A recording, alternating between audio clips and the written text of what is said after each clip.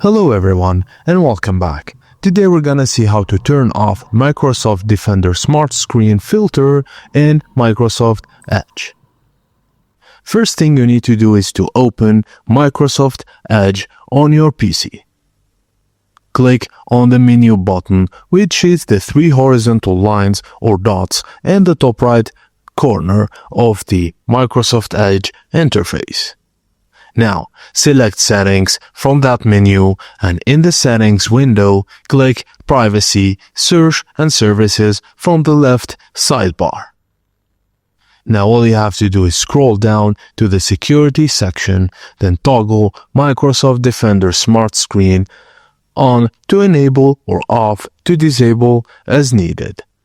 And that's it, guys. As simple as that. The steps are very easy. Thank you guys for watching, and please don't forget to like and subscribe for more.